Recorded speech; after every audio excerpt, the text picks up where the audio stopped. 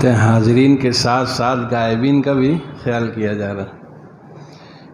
ایک حدیث مجھے یاد آئی، تمہیدی طور پہ سن لیں۔ حضور پاک صلی اللہ علیہ وسلم نے فرمایا کہ تم میں سے جو حاضر ہے اپنے غائبین کو مطلع فرما دے، لیبلغ الشاہد الغائب۔ فرمایا جو غائب ہے، نہیں ہے مجلس میں، جو حاضر ہے سن لے، پھر اپنے جو بات کے لوگ ہیں ان تک بھی بات پہنچائے۔ اور علم کے انتقال یعنی علم کو ایک دوسرے تک پہنچانے کا یہ سب سے اہم ذریعہ ہے۔ آپ دیکھیں گے حضرات صحابہ کو کہ وہ رسول اللہ صلی اللہ علیہ وسلم کے صحبت میں مجلس اپنے اوقات کو متعین کرتے تھے کہ آپ صبح جائیے گا، میں صبح میں سب کام کر لوں گا، شام میں جاؤں گا تو آپ مجھے وہاں کی باتیں سنا دیجیے گا، میں آپ کو سنا دوں گا۔ تو یہ بھی بعض لوگوں کو کبھی خیال ہوتا ہے کہ ان سب چیزوں کی کیا ضرورت، بہت زیادہ فائدہ ہے اس کا۔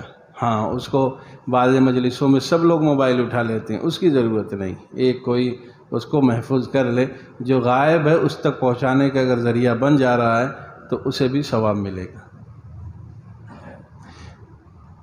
نحمده ونصلي على رسوله الكريم، اما بعد فاعوذ بالله من الشيطان الرجيم، بسم الله الرحمن الرحيم۔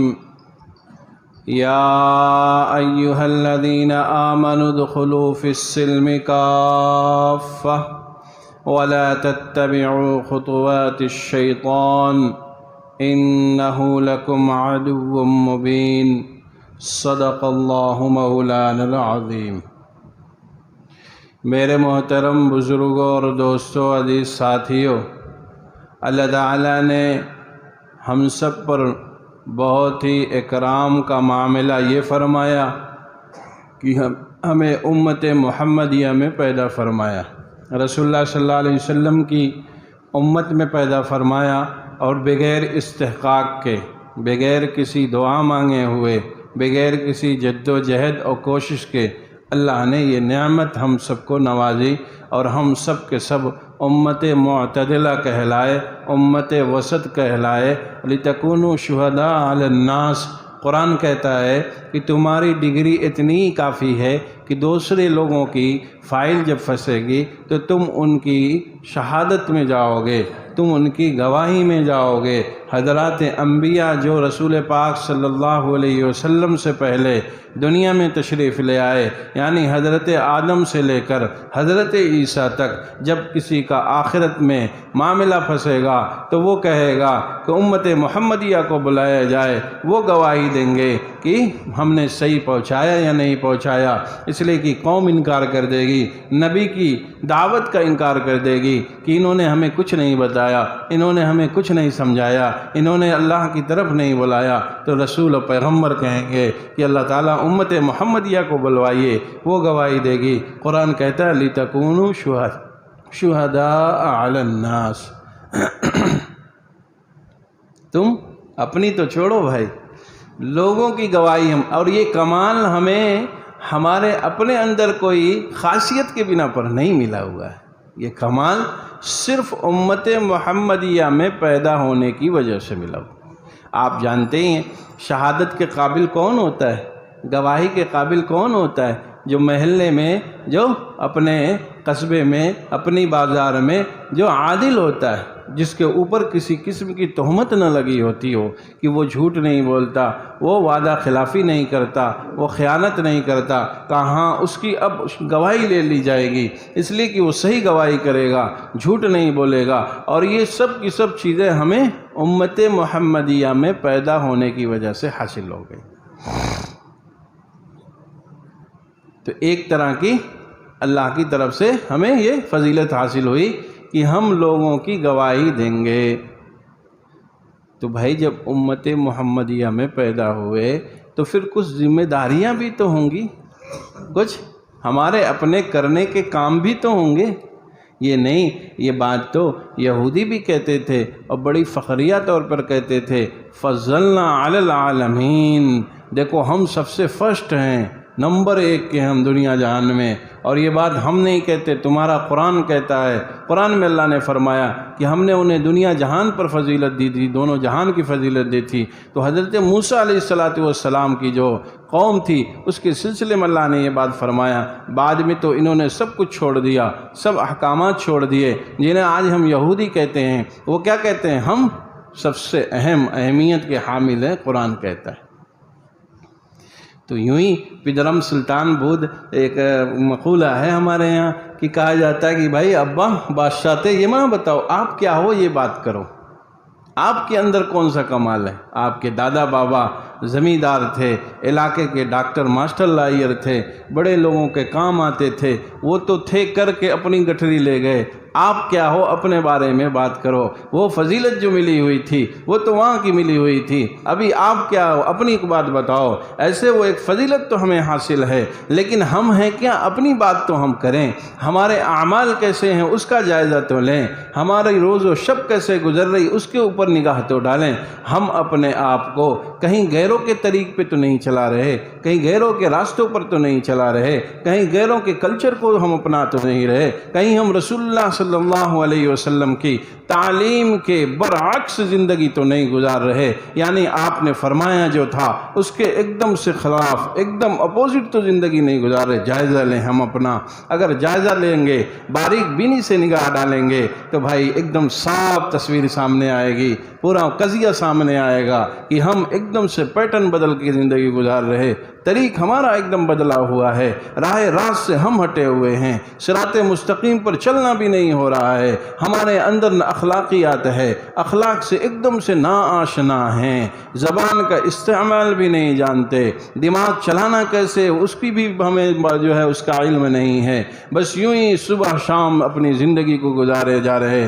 کہتے صبح ہوتی ہے، شام ہوتی ہے، عمر یوں ہی تمام ہوتی ہے، ہمیں کوئی فکر جو ہے اس بات پر ہمیں فکر نہیں ہوتی کہ ہم تو بھائی کسی کام کے لیے آئے ہیں، کسی باقاعدہ اہتمام کے ساتھ کسی کام کے لیے ہم آئے ہوئے ہیں، کوئی ٹارگٹ ہمارا ہے، پیدا کرنے کی کچھ وجوہات ہیں ہماری۔ اللہ نے فرمایا کہ ہم نے تمہیں بھیجا تاکہ تم ہمیں پہچانو، ہمیں جانو، ہماری معرفت حاصل کرو، ہم سے تعلق مضبوط کرو۔ پھر اس کے بعد اللہ نے فرمایا دنیا میں ہم نے تمہیں سب چیزیں دے دی، وَاعْتَصِمُوا بِحَبْلِ اللَّهِ جَمِيعًا۔ اللہ نے قرآن کو نازل فرمایا، وَاعْتَصِمُوا بِحَبْلِ اللَّهِ، اے قرآن، فرمایا کہ وہ قرآن ہے اللہ کی رسی، اس کو مضبوطی سے پکڑ لو، زندگی کے ہر حصے میں اس کی تعلیمات کا اجرا ہو جائے۔ فرمایا بس تم اللہ تک پہنچ جاؤ۔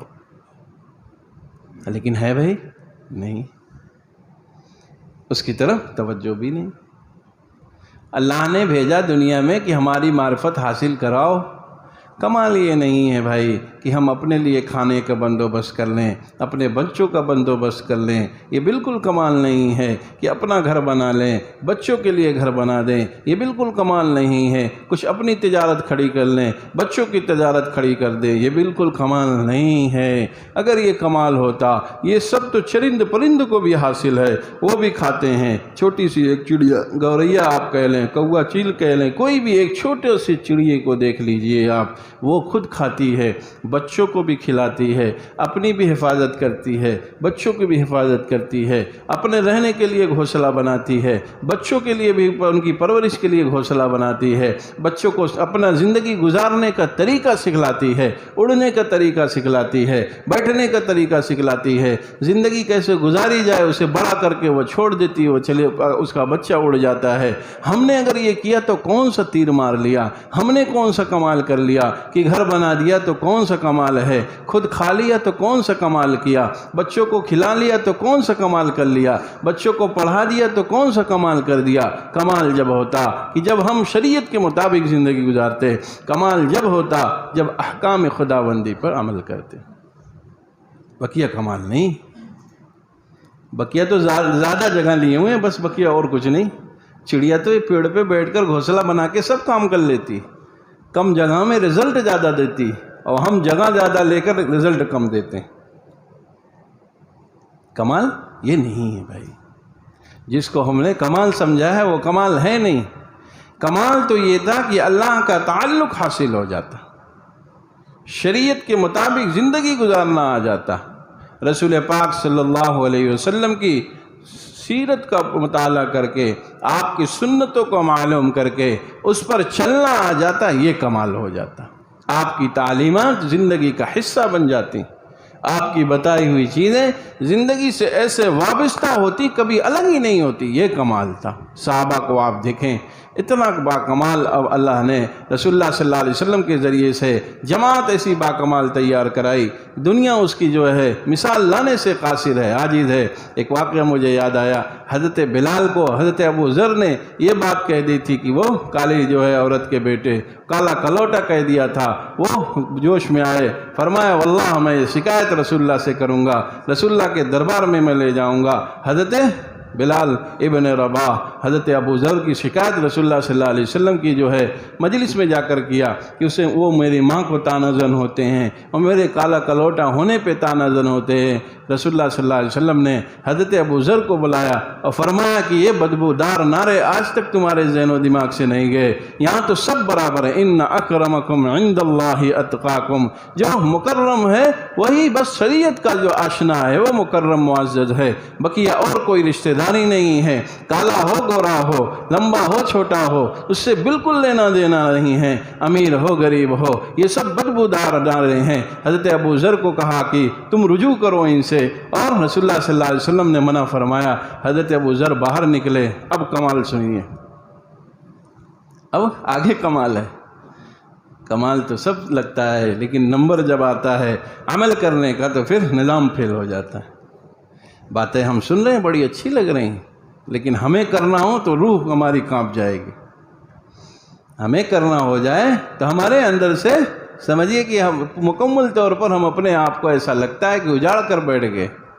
حضرت ابو ذر باہر مجلس سے نکلے اور وہیں پر جو ہے اپنے سر کو زمین پر رکھا، حضرت بلال سے فرمایا کہ اپنا قدم رکھ کر میرے چہرے پر آپ جائیے، لیکن مجھے معاف فرما دیجیے۔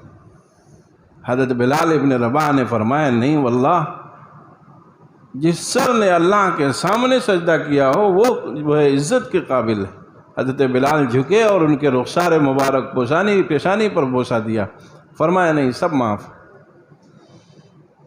ہے۔ بھائی کبھی جذبہ پیدا ہوتا ہے ہمارے اندر کبھی کہ لاؤ معافی ہی مانگ لو یا معاف کر دوں، کہ میں اگر چھوٹی سی بات کسی سے ہو جائے تو کتنا جھگڑا لڑائی ہو جاتی، اگر ایک دوسرے کے سامنے غلطی پر نہ ہوتے ہوئے بھی اگر وہ معافی چاہے تو کون سی چیز گھٹ جائے گی؟ ایک غلطی پہ اسے تو معافی مانگنا ہی ہے۔ ایک ایسا شخص ہے جو غلطی پہ بھی نہیں ہے، اس کا کمال یہ ہے کہ وہ معافی مانگ لے، دو لفظ اگر کہہ دے غلطی میری ہے مجھے معاف کر دیجئے، ایک بڑا فتنہ و فساد ختم ہو جائے گا۔ یہ تعلیم ہے رسول اللہ صلی اللہ علیہ وسلم نے صحابہ کو بتایا، صحابہ نے عمل کر کے دکھایا۔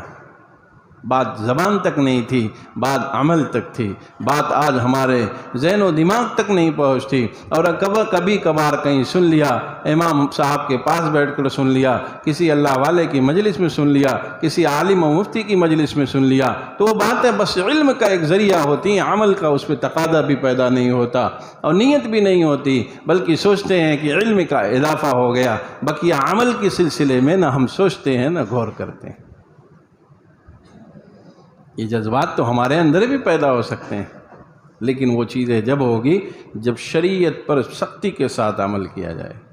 کالا گورا شریعت میں نہیں ہے۔ اللہ نے ایک قاعدہ فرمایا، ان اکرمکم عند اللہ اتقاکم، فرمایا کہ میں نے تمہیں پیدا کیا، انا خلقناکم من ذکر و انثی، وہو فرمایا کہ ہم نے تمہیں مذکر و مؤنث سے پیدا کیا، وجعلناکم شعوبا وقبائل لتعارفوا، ہم نے تمہیں الگ الگ جو ہے قبیلے اور خاندان میں پیدا کیا تاکہ تم ایک دوسرے کو پہچان سکو۔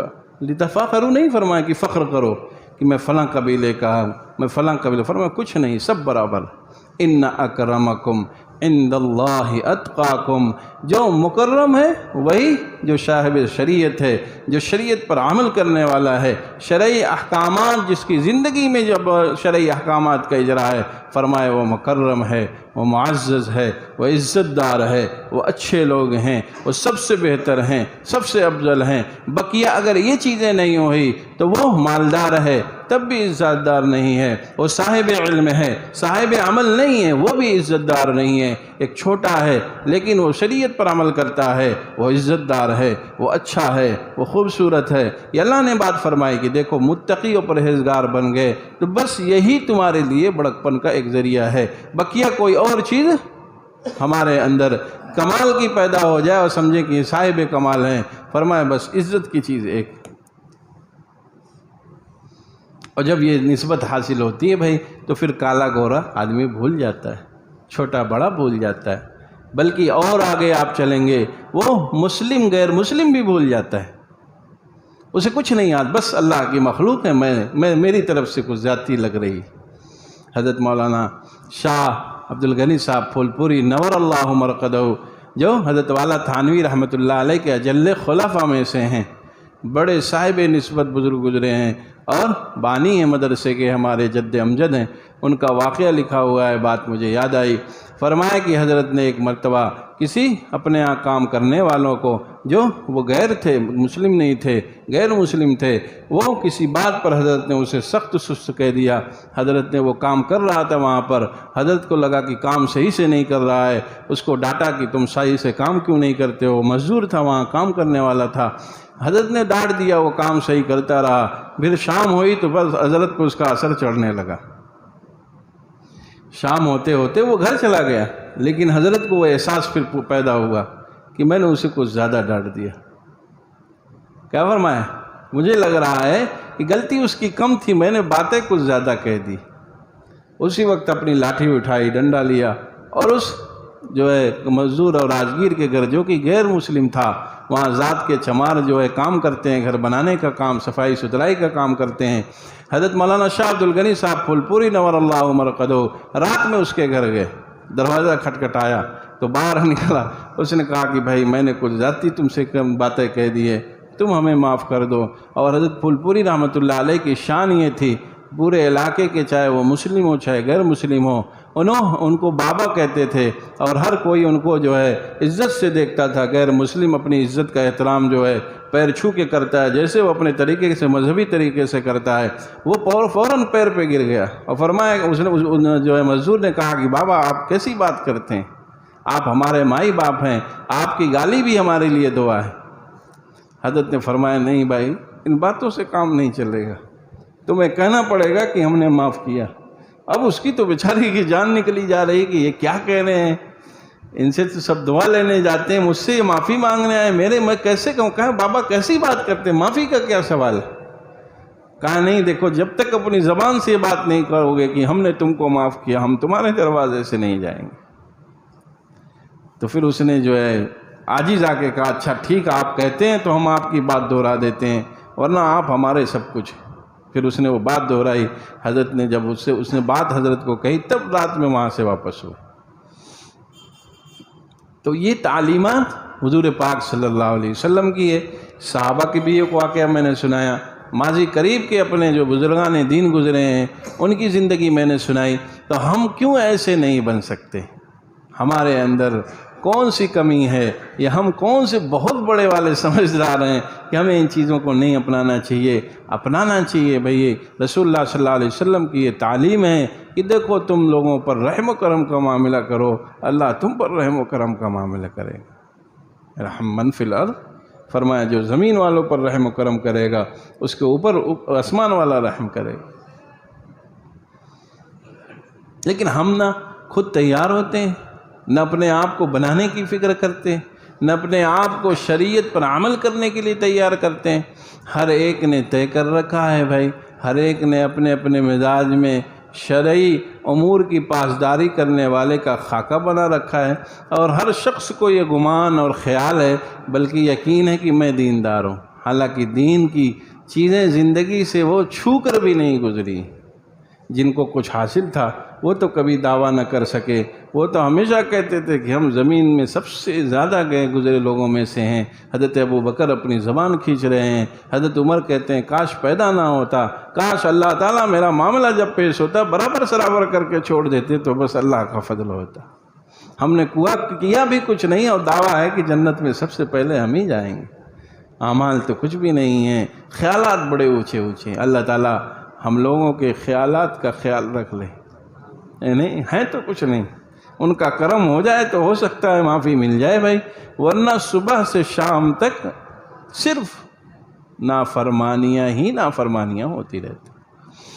وہ کوئی بھی طبقہ ہمارا ہو، پڑھا لکھا چاہے طبقہ کہہ لیں، تاجر طبقہ کہہ لیں، نوجوان ہمارا بھائی اس کا طبقہ کہہ لیں، سب کے سب اپنی زندگی میں مست ہیں، اور خیالات یہ ہیں کہ ہم دیندار ہیں۔ دیندار نہیں ہیں بھائی۔ آپ ایک بات مثال کہہ دوں کہ ہم کیا ہے اپنے کو صحت مند سمجھتے ہیں، ڈاکٹر کہتا ہے نہیں، تم مشین کے سامنے سے گزرو، صاحب ہنر کے پاس، ماہر جو ڈاکٹر ہے اس کو جا کے دکھاؤ، کوئی نباز جو حکیم ہے اس کو جا کر دکھاؤ، نبض سے ہاتھ رکھے گا، فوراً بتانا شروع کرے گا گردہ کم کام کر رہا ہے، آپ کو شوگر ہے، آپ کا ہارٹ جو ہے بیٹ بڑھی ہوئی ہے، آپ کے اندر فلاں فلاں۔ وہ تو اپنے کو صحت مند نہیں کہہ رہا میں تو خوب ٹھیک چل رہا ہوں، بہت بڑھیا چل رہا ہوں، وہ کہے گا نہیں، بیماری اندر اندر پیدا ہو رہی ہے۔ کسی دن ایک وقت میں تناور جیسے درخت گرتا ہے ویسے ہی آپ کی صحت گرے گی، آپ بستر پہ چلے جائیے گا، اس لیے ابھی سے یہ فلاں فلاں دوا کھانا شروع کریے، تو آپ کا جو مرض ہے، جو بیماری ہے وہ دور ہو جائے گی۔ ہم اس پہ یقین کر لیتے ہیں، لیکن اپنے شریعت کے متعلق، دیندار بننے کے متعلق خود ہی سے گمان کر بیٹھے ہیں کہ ہم دیندار ہیں، لیکن ہیں نہیں دیندار۔ کسی ماہر کے پاس جا کر، کسی آئینے کے سامنے کھڑے ہو کر، جب ایکس رے مشین پر کھڑے ہوں گے، کسی ماہر نباز کے ہاتھ میں اپنا ہاتھ دیں گے، وہ ہاتھ رکھ کر بتائے گا فلاں فلاں خرابی ہے، ایکس رے مشین پر ہو کر گزریے گا، اس میں آئے گا کہ فلاں فلاں خرابی ہے۔ کسی ماہر کی خدمت میں جائیے گا، جب اس کے سامنے بیٹھیے گا تب سمجھ میں آئے گا ہم کیا ہیں۔ اس لیے میرے بھائی اور دوستو، اپنی زندگی کا جائزہ لیا جائے، اپنے آپ کو صحیح مسلمان کیسے بنایا جائے اس کی فکر کی جائے، اور رسول اللہ صلی اللہ علیہ وسلم کے جو ہے سنتوں پر عمل کرنے کی کوشش کی جائے۔ اور اس کے لیے سب سے آسان طریقہ یہ ہے کہ نبی صلی اللہ علیہ وسلم کی سیرت کا مطالعہ کیا جائے۔ جس کی امتی ہیں میں، ان کے حال احوال بھی تو جاننا چاہیے، نہیں جاننا چاہیے؟ ہیں کب پیدا ہوئے، کہاں پیدا ہوئے، کس حال میں پیدا ہوئے، کیسے کیسے مجاہدات ہوئے، کیسے کیسے حال احوال آئے، پھر رسول اللہ صلی اللہ علیہ وسلم کی مکی زندگی پوری پڑھیں، مدنی زندگی پوری پڑھیں، تب جا کے پتہ چلے گا کہ رسول اللہ صلی اللہ علیہ وسلم ہم سب کے لیے کتنا زیادہ فکر مند تھے، کتنی زیادہ جفا کشی کی، کتنی زیادہ محبت تھی، اور ہم تو اس کا ہزاروں کروڑواں حصہ جو بنتا ہے وہ بھی ادا کرنے والے نہیں۔ لیکن مسئلہ یہ ہے معلوم ہی نہیں، معلوم نہیں ہے، پتہ ہی نہیں مکی زندگی کیسے گزری، رسول اللہ صلی اللہ علیہ وسلم کی زندگی کیسے کیسے نشیب و فراز میں گزری، اور آپ کیسے اس پر استقامت کے ساتھ ڈٹے رہے، خیال ہی نہیں آتا۔ نہ پڑھنے کی کوشش ہے، نہ جاننے کی فراق ہے، کچھ نہیں، بس یوں ہی زندگی چل رہی۔ حالانکہ حق تو یہ تھا بھائی کہ اپنے محبوب، اپنے محسن کی زندگی کو جانا جائے۔ شادی لگتی ہے تو لوگ جہاں شادی لگتی ہے اس کی پوری جو ہے اوپر سے نیچے تک حال احوال پتہ کرتے ہیں، ابا کون تھا، ابا کی شادی کہاں ہوئی تھی، دادا کون تھا، اس دادا کی شادی کہاں پہ ہوئی تھی، وہ لوگ کیسے تھے، کتنی تحقیق کرتے ہیں، کتنی جانکاریاں جمع کرتے ہیں، تب جا کر ایک رشتہ ہوتا ہے، اور ایک یہ نسبت ایسی ہے جو یہاں سے وہاں تک کام آنے والی ہے۔ اس کی بالکل فکر نہیں ہے، ہمارا نہ نوجوان اس کو پڑھ رہا، نہ جان رہا، نہ کوشش کر رہا، نہ اس کے لیے اس کے اندر طلب اور تڑپ پیدا ہے، بس یوں ہی مثل جانور کی ہماری زندگی گزر رہی۔ کبھی آتا ہے بھائی ذہن میں بات، اور کبھی آ بھی گئی، امام صاحب نے کوئی بات سنا بھی دی تو بس مسجد سے نکلتے ہی سب باتیں بول گئے، اس کو اوڑھا نہیں، اس کو اپنی زندگی کا حصہ بنایا نہیں، اس پر جا کر بار غور نہیں کیا، بلکہ یوں ہی زندگی گزرتی رہی۔ تو بھائی یہ زندگی جو ہے مثل برف رفتہ رفتہ پگھل رہی۔ یہ جو صبح شام آپ کو لگ رہا ہے میں بڑا ہو رہا ہوں، آپ شہروں میں رہتے ہیں، کچھ لوگوں کو خیال یہ ہے ہماری زندگی بڑھ رہی ہے، وہ ہر سال جو ہے اپنے پیدائش کا یوم جو ہوتا ہے، پیدائش کا دن جو ہے، اس کو بڑے شوق سے مناتے ہیں، کتنے زیادہ پیسے اس پر پیسہ خرچہ کرتے ہیں، برتھ ڈے پارٹی رکھی جاتی ہے، یہ مسلمانوں کا سیوا نہیں ہے بھائی، یہ تو عبرت کی چیز تھی کہ 1 سال گزر گئے، ہم نے کیا کچھ نہیں، آئندہ 1 سال کیسے صحیح سے گزارا جائے، اس کے لیے باقاعدہ پلاننگ تیار کی جاتی، یہ کمال کی بات تھی۔ لیکن برتھ ڈے پارٹی چل رہی ہے، پورا خاندان پورے دوستوں کا حلقہ جمع ہوا ہے، اور ہر وہ فحش کام ہوتا ہے جو شریعت منع کرتی ہے، ہر وہ چیز کی جاتی ہے جو شریعت ایک دم سے اس کو ڈپٹ کر روکتی ہے۔ کہا نہیں، ہم اس پہ عمل کریں گے، ان چیزوں کو اختیار کریں گے جو نہ ہمارا کلچر ہے، جو نہ ہماری شریعت کی اجازت سے ہوتا ہے، بلکہ بس من چاہی خواہشات کی اتباع پیروی میں، اور اپنے آپ کو ایک ماڈرن ثابت کرنے کے لیے یہ عمل پیش کیا جاتا ہے کہ یہودی ہمیں نہ کہنے پائے کہ ہمارے چھوٹے بھائی ہیں، بلکہ وہ جب دیکھے تو کہے یہ تو ہمارے بڑے بابا ہیں، بڑے والے بھائی یہی ہمارے ہیں۔ نصرانی یہ نہ کہنے پائے کہ یہ جو ہے ہمارے چھوٹے صاحب ہیں، بلکہ وہ دیکھتے ہی کرسی چھوڑ کے کھڑا ہو جائے، نہیں یہ تو ہم سے زیادہ فیشنیبل ہیں، یہ تو ہم سے زیادہ شریعت پر جو ہے شریعت کو چھوڑنے والے لوگ ہیں۔ میں نے جو آیت پر تلاوت کی ہے آپ کے سامنے، اللہ نے یہ مطالبہ کیا ہے کہ مکمل طور پر اسلام میں داخل ہو جاؤ۔ برتھ ڈے پارٹی نہیں ہے بھائی شریعت میں، اگر ہو تو بتاؤ، سب سے زیادہ تب تو علماء کریں گے، سب سے زیادہ مستحق ہو ائمہ کریں گے، مفتیان اعظام کریں گے۔ کون بتا دیا کہ یہ سب چیزیں جائز؟ بالکل ناجائز عمل ہے، نہیں کرنا چاہیے۔ بلکہ میں تو اپنے دوست احباب سے کہتا رہتا ہوں، ایسی مجلسوں میں نہیں جانا چاہیے، برجستہ کہہ دینا چاہیے آپ ہمارے شریعت کو چھوڑ کر کے خواہشات کی اتباع میں لگے ہوئے ہیں، اس لیے ہم اس مجلس میں بالکل شرکت نہیں کریں گے۔ آپ جب ہمارا خیال کریں گے یا اپنا خود کا خیال آپ کر کے شریعت پہ عمل کریں گے تو پھر اس مجلس میں ہم آئیں گے۔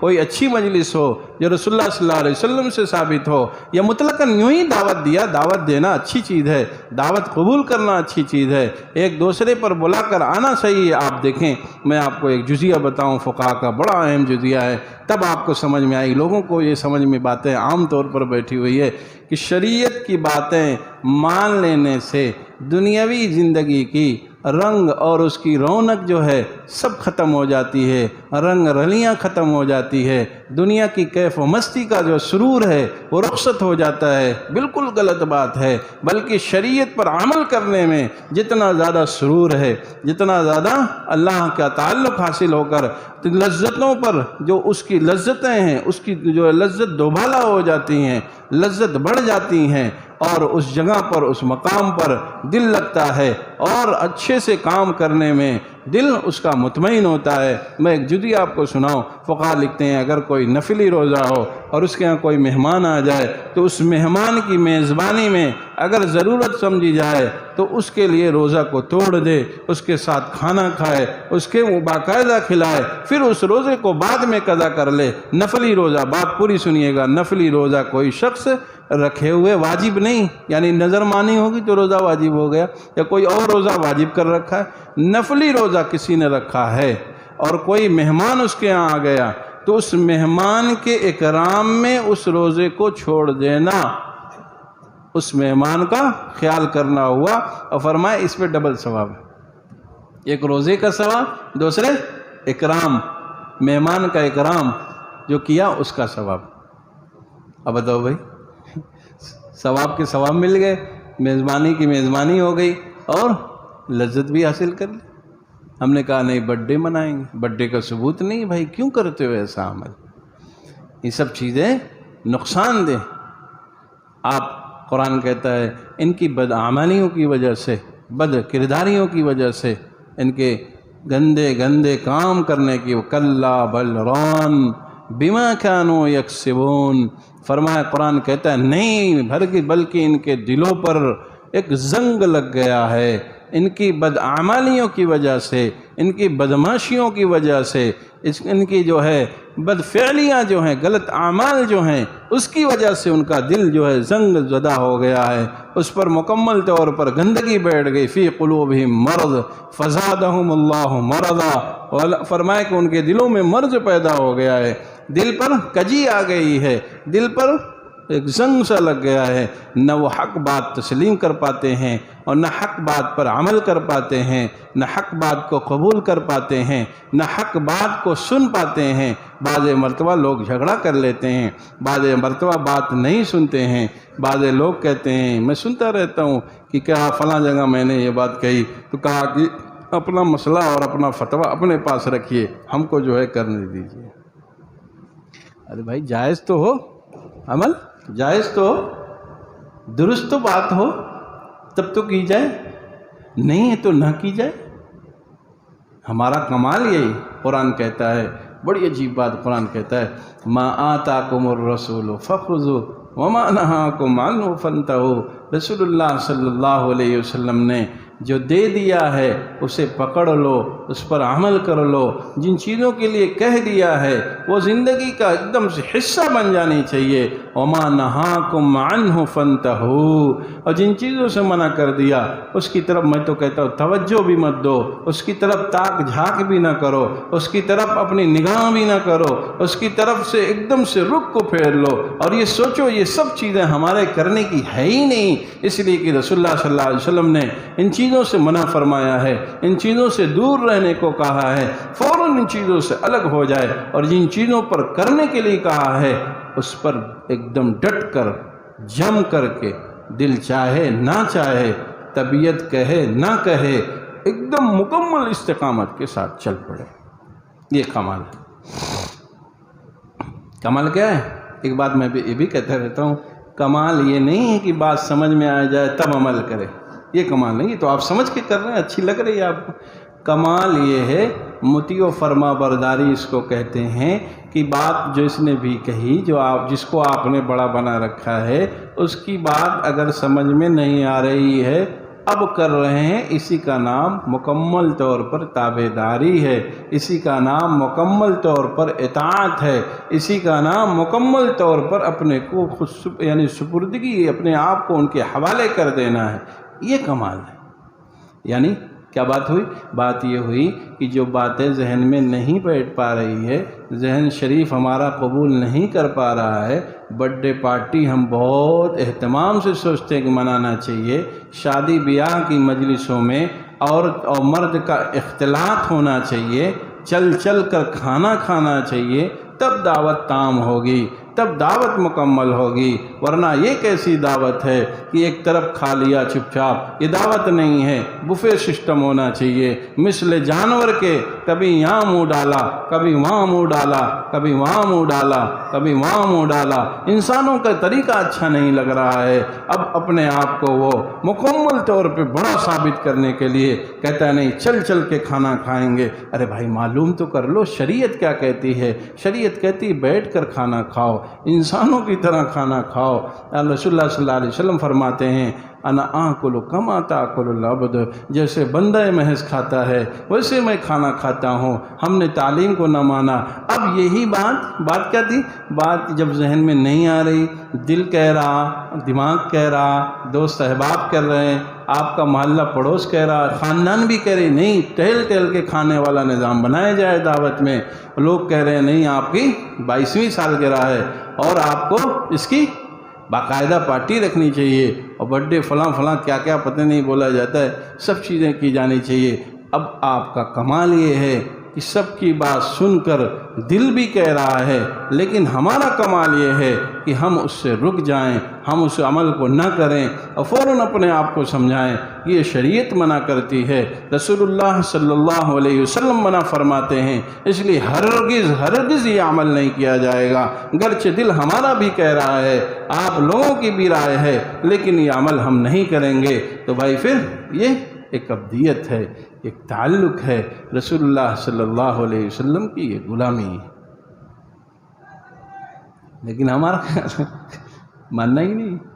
اب تو وہ ابھی مجھے سنا رہے تھے، ہم لوگ اصل میں ان سب چیزوں میں بہت رہتے بھی نہیں، جانتے بھی نہیں، کوئی دوست مل جاتا ہے، تعلق والے مل جاتے ہیں، بتا بھی دیتے ہیں۔ اب مجھے معلوم ہوا ہے ابھی کچھ دن پہلے کہ شادی کی بھی سالگرہ ہوتی ہے، یعنی اگر ان کی شادی 2019-20 میں 21 چل رہا 20 میں ان کی اسی مہینے میں دسمبر میں ہوئی ہے، اب 2022 کے دسمبر میں اس کی الگ سے ایک پارٹی رکھی جائے گی۔ تو پارٹی یعنی دعوت دینا کوئی خراب چیز، میں نے جیسا کہ بتایا ہے کہ دعوت دینا بہت اہم اچھا کام ہے۔ رسول اللہ صلی اللہ علیہ وسلم نے فرمایا کہ کوئی دعوت دے تو دعوت کو قبول کرو، دعوت کو قبول کرو۔ کوئی دعوت دے تمہیں، اور جو ہے تمہاری دعوتوں میں سب لوگ رہیں، غریب بھی رہیں، امیر بھی رہیں، تمام پورا طبقہ رہنا چاہیے۔ وہ دعوت سب سے خراب دعوت ہے جس میں جو عمرہ بلائے جائیں اور فقراء چھوڑ دیے جائیں، فقراء کو نہ بلایا جائے۔ رسول اللہ صلی اللہ علیہ وسلم نے اس دعوت سے منع فرمایا۔ تو دعوت دی جائے، سال میں ہر مہینے میں آپ دیں، اچھی چیز ہے، بہت اچھی چیز، لیکن اس کو کسی نئے کام سے جس میں شریعت کی اجازت نہ ہو، شریعت کا حکم نہ ہو، شریعت اس چیز سے منع کرتی ہو، اب اس پہ دعوت نہ دی جائے، اس نام پر، اس عنوان پہ دعوت نہ کی جائے۔ آپ یوں ہی ہر ہفتے میں دعوت کرتے رہیں، اچھی چیزیں کھلانے والا، بہرحال اس کو اللہ تعالیٰ نے اگر حیثیت دی ہے تو کھلانا چاہیے۔ کھانا کھلانا بلا تفریق مذہب بہت اہم اخلاقیات کا حصہ ہے۔ کھانا کھلانا بغیر تفریق مذہب کے، صرف انسان ہونے کی وجہ سے لوگوں کو کھانا کھلا دینا، یہ اخلاقیات کے شعبے کا بہت بڑا حصہ ہے۔ اب میں ایک واقعہ سنا دوں، وقت ہو گیا لگتا ہے۔ حضرت پھول پوری رحمۃ اللہ علیہ کا ہی واقعہ، وقت کے بہت بڑے اللہ والے، حضرت تھانوی کے بعد تمام اس وقت کے جتنے اکابرین تھے، سب کے درمیان میں یہ بات مسلم تھی کہ اب سب سے بڑے حضرت پھول پوری ہی ہیں۔ کتنے بڑے تھے آپ سمجھ لیں۔ مئو میں تھا، وہاں سنانے لگے کہ جلسہ تھا، حاجی نثار صاحب ہیں، وہ خاندان پورا حضرت پھول پوری رحمۃ اللہ علیہ کے زمانے سے تعلق رکھتا ہے۔ انہوں نے یہ بات سنائی کہ میں چھوٹا تھا، اپنی آنکھوں سے میں نے دیکھا ہے کہ یہاں دارالعلوم کا جو مئو کا جلسہ ہوتا تھا تو حضرت پھول پوری رحمۃ اللہ علیہ جب اسٹیج پہ بیٹھتے تھے تو ان سے پیچھے دو ہاتھ ہو کر تمام جتنے چوٹی کے علماء تھے، قاری طیب صاحب رحمۃ اللہ علیہ، جتنے لوگ تھے، محتمم جتنے بھی دیوبند کے رہے اور جو بھی ہمارے بڑے تھے اس وقت کے، انہوں نے کہا میں نے اپنی آنکھ سے دیکھا حضرت پھول پوری کے ایک ہاتھ پیچھے ہو کے پھر سب لوگ بیٹھتے تھے، اتنا ادب کرتے تھے، یعنی ان کو بڑا سب لوگ بنا کے۔ ان کا واقعہ سناتا ہوں۔ حضرت پھول پوری رحمۃ اللہ علیہ کے یہاں باقاعدہ ٹفن بن کر کے، جہاں حضرت جو ہے جب ہجرت کر کے اپنے آبائی گاؤں سے آئے پھول پور میں، تو اس محلے میں غیر مسلموں کے 2-3-4 گھر رہے ہوں گے۔ تو ان کے یہاں پہلے نظام آپ بھی جانتے ہوں گے، جو پرانے ہوں گے، کھانے پینے کا اتنا نظام ہوتا نہیں تھا، فاقے کا دور تھا۔ تو حضرت پھول پوری رحمۃ اللہ علیہ کی خانقاہ سے ٹفن بن کر کے ان غیر مسلم کے گھروں میں دونوں وقت تینوں وقت جاتی تھی، پابندی کے ساتھ جاتی تھی۔ وہ مسلمان نہیں تھے، لیکن ان کے زمانے کی میں بات بتا رہا ہوں کہ وہ ٹفن بدوا کر باقاعدہ وہاں محلے میں جتنے لوگ تھے ان کے گھر حضرت کے یہاں سے کھانا جاتا تھا۔ یہ اخلاقیات کا حصہ ہے۔ ہم نے اپنے نظام کو پورا توڑ موڑ کے الٹ پلٹ دیا ہے۔ دعوت کرو بھائی، کون منع کرتا ہے؟ لوگوں کو خوب کھلائیے پلائیے، شریعت کی حد میں رہتے ہوئے۔ یہ برتھ ڈے پارٹی، چل پھر کر کھانا کھانا، عورتوں مردوں کا ایک جگہ جمع کر کے اجلاس اور وہاں پہ تقریب منعقد کرنا، یہ سب غیر شرعی چیز ہے۔ اللہ تعالی ہم سب کو مکمل طور پر اسلامی احکامات کو اپنی زندگی میں داخل کرنے والا بنائے اور اس پر عمل کرنے کی کوشش کرنے والا بنائے۔ ہم سب کے جملہ گناہوں کو اللہ تعالیٰ معاف فرمائے، آئندہ صراط مستقیم پر چلنے کی فکر نصیب فرمائے۔ سبحان